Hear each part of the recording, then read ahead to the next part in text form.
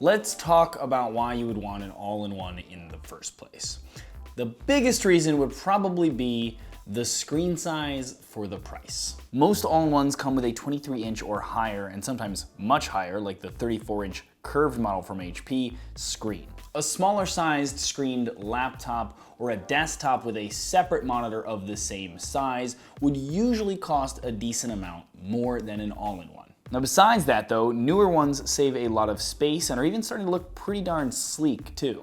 So if you tend to sit in one place to use the computer, or maybe just want something for the family to all share in one place, have limited room on the table, or just want the cleaner look of an all-in-one, and the 14-inch laptop screen is a bit too cramped for your taste, an all-in-one isn't a bad option to consider. There's been a recent boom in the all-in-one computers lately, and frankly, it's been pretty cool to watch as manufacturers are now getting sleeker and sleeker with their designs, are packing in more specs, and are pushing each other further and further in both. Now the question I want answered in this video is which one of these is the best bang for your buck?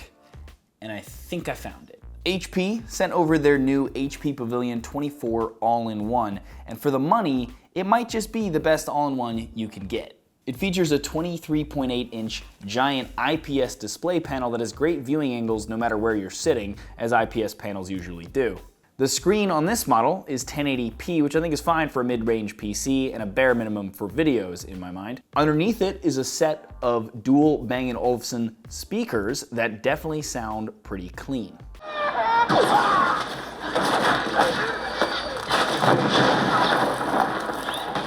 Now inside the computer is an AMD A12 quad-core processor, 8 gigs of RAM, a 1 terabyte hard drive, and an AMD Radeon R7 GPU. And now even though it is an all-in-one, you can actually upgrade the RAM and the hard drive by easily undoing a screw here and there. An extra 8 gigs of RAM for one empty slot that this model has would bring it to the 16 gig max it'll support for only $90, by the way. The computer also has a DVD reader writer built into the side, and even though I don't use any DVDs anymore, thanks internet, it's a nice addition thrown in. All of this is encased in a slick-looking dark gray frame with a metal stand that I personally don't mind sitting on a desk or even out in the open in a house.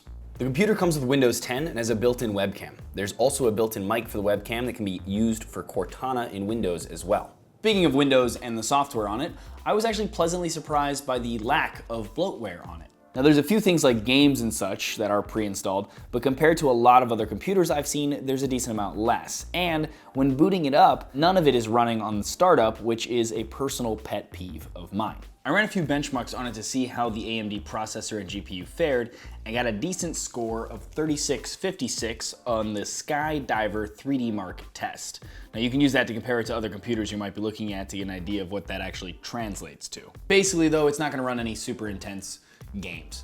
But it will run some more basic ones and maybe even a couple of mid-range ones at a decent frame rate. Geekbench fared pretty expectedly as well, with a score of 5425 on multi-core and 2229 on single core. Again, feel free to use that to compare it against other computers you might be thinking about if that's important to you. Actual usage, I found it was able to handle plenty of Chrome tabs, and that extra 8 gigs for $90 I mentioned would only help with that, as well as run Photoshop and other tasks without any issues. HP also includes a mouse and keyboard, which is a rarity for most all-in-ones.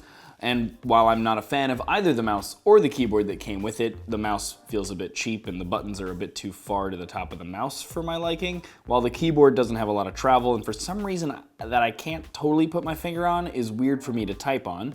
But I do appreciate the idea that you can buy this, take it all out of the box, plug it in with one cable, and you're good to go. Now if you're a spec junkie, none of this probably sounds that exciting to you. But when you think about the fact that I found all of this at the link below for $680, it's kind of a good deal. And what do you know, it seems even Consumer Reports agrees with me. Now, personally, I might spend the extra $70 or so to get the edge-to-edge display model that just looks a little bit nicer, has similar specs, has a pop-up webcam, and no DVD player. But $70 is $70, so that's up to you. There you go, guys. Hope you enjoyed that.